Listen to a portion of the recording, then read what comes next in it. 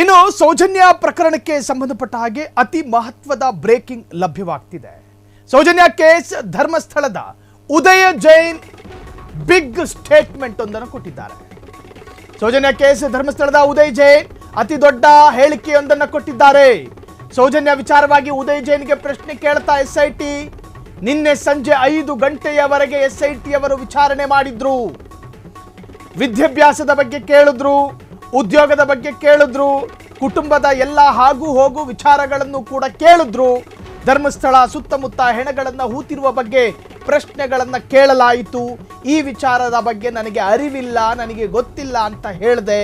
ವಿಚಾರಣೆಯ ವೇಳೆ ಸೌಜನ್ಯ ಪ್ರಕರಣ ಸಂಬಂಧ ನನ್ನಲ್ಲಿ ಯಾವುದೇ ಪ್ರಶ್ನೆಗಳನ್ನು ಕೇಳಲಾಗಿಲ್ಲ.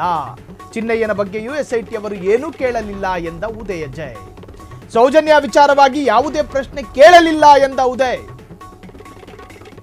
ಸೌಜನ್ಯ ಪ್ರಕರಣದಲ್ಲಿ ಆರೋಪಿಯಾಗಿದ್ದ ಉದಯ್ ಜೈನ್ ಸುಪ್ರೀಂ ಕೋರ್ಟ್ನಿಂದ ಖುಲಾಸೆಯಾಗಿರುವ ಉದಯ ಜೈನ್. ಸೌಜನ್ಯ ಕೇಸ್ ಧರ್ಮಸ್ಥಳದ ಉದಯ್ ಜೈನ್ ಅತಿ ದೊಡ್ಡ ಹೇಳಿಕೆ ಇದು. ಸೊ ಉದಯ ಜೈನ್ರನ್ನ ಎಸ್ಐಟಿ ಅವರು ಯಾಕೆ ನೋಟಿಸ್ ಕೊಟ್ಟು ಕರೆಸ್ಕೊಂಡ್ರು? ಉದಯ್ ಜೈನ್ ಬಗ್ಗೆ ಒಂದಷ್ಟು ಹೇಳಲೇಬೇಕು. 2000 ಅರ್ಥಾತ್ 12-13 ವರ್ಷದ ಹಿಂದೆ ಧರ್ಮಸ್ಥಳದ ಪಾಂಗಳದ ಹೆಣ್ಣು ಮಗಳ ಬ್ರೂಟಲ್ ರೇಪ್ ಅಂಡ್ ಮರ್ಡರ್ ನಡೆಯುತ್ತೆ. ಸೌಜನ್ಯ ಎನ್ನುವಂತಹ ಹೆಣ್ಣು ಮಗಳು ಬಹುಶಃ ಇವತ್ತಿನವರೆಗೆ ಏನಾದರೂ ಆಕೆ ಬದುಕಿದ್ದಿದ್ದರೆ ಆಕೆಗೆ ಒಂದು 34 ವರ್ಷ ವಯಸ್ಸಾಗ್ತಾ ಇತ್ತು. ಆ ಹೆಣ್ಣು ಮಗಳನ್ನು ಅತ್ಯಂತ ಕ್ರೂರವಾಗಿ ರೇಪ್ ಮಾಡಿ ಕೊಲ್ಲಲಾಗಿತ್ತು. ಆ ಪ್ರಕರಣದ ಆರೋಪಿಯಾಗಿದ್ದ ಈ ವ್ಯಕ್ತಿ ಉದಯ್ ಜೈನ್ ಎನ್ನುವಂತಹ ವ್ಯಕ್ತಿ ಆ ಪ್ರಕರಣದ ಮುಖ್ಯ ಆರೋಪಿ.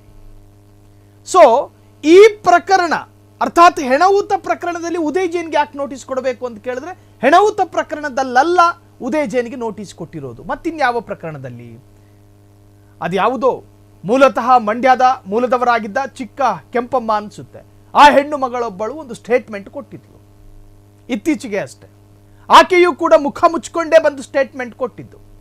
ಅದಾದ ನಂತರ ಎಸ್ಐಟಿ ಫ್ರೀ ಹ್ಯಾಂಡ್ ಸ್ವತಂತ್ರವಾಗಿ ತನಿಖೆ ಮಾಡಬೇಕು ಅಂತ ಹೇಳಿ ರಾಜ್ಯ ಸರ್ಕಾರವೇ ಅಧಿಕೃತವಾಗಿ ಘೋಷಣೆ ಮಾಡಿದೆ.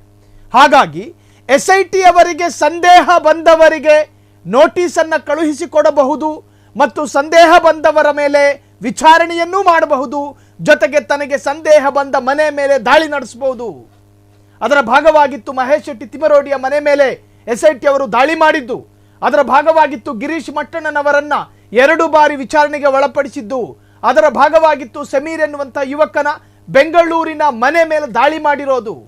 SIT they are free hand, ಸ್ವತಂತ್ರರಾಗಿದ್ದಾರೆ. ಅವರು ಯಾವುದೇ ನಿರ್ಧಾರವನ್ನು ಕೂಡ ತೆಗೆದುಕೊಳ್ಳಬಹುದು ಕಾನೂನು ವ್ಯಾಪ್ತಿಯಲ್ಲಿ.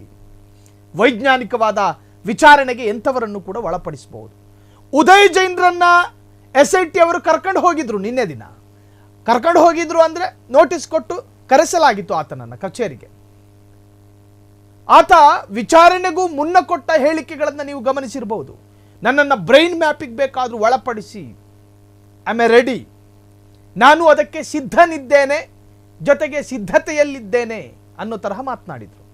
ಅದಾದ ನಂತರ ಎಸ್ಐಟಿ ವಿಚಾರಣೆ ನಡೆದಾಗ ಸ್ವಾಭಾವಿಕವಾಗಿ ಮಾಧ್ಯಮದವರು ಪ್ರಶ್ನೆ ಕೇಳ್ತಾರೆ, ನಿಮ್ಮ ಬಳಿ ಏನೇನು ಕೇಳಲಾಯಿತು ಎಸ್ಐಟಿ ಅಧಿಕಾರಿಗಳು?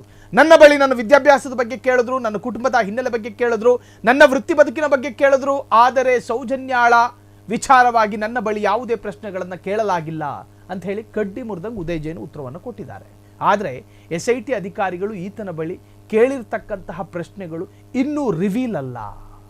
ಉದಯ್ ಜೈನ್ ಹೇಳಿರ್ತಕ್ಕಂಥ ಎಲ್ಲ ಹೇಳಿಕೆಗಳನ್ನು ದೃಢೀಕರಿಸೋದಕ್ಕೂ ಸಾಧ್ಯ ಇಲ್ಲ. ಸತ್ಯತೆಗಳು ತನಿಖಾ ತಂಡದ ತನಿಖೆಯ ನಂತರವಷ್ಟೇ ಗೊತ್ತಾಗಬೇಕಿದೆ. ಕ್ಷಣ ಕ್ಷಣದ ಸುದ್ದಿಗಳಿಗಾಗಿ ಫ್ರೀಡಂ ಟಿವಿ ಸಬ್ಸ್ಕ್ರೈಬ್ ಮಾಡಿ, ಲೈಕ್ ಮಾಡಿ ಹಾಗೂ ಫಾಲೋ ಮಾಡಿ. ಹೊಸ ಸುದ್ದಿಗಳ ನೋಟಿಫಿಕೇಶನ್ಗಾಗಿ ಬೆಲ್ ಐಕಾನ್ ಮೇಲೆ ಕ್ಲಿಕ್ ಮಾಡಿ.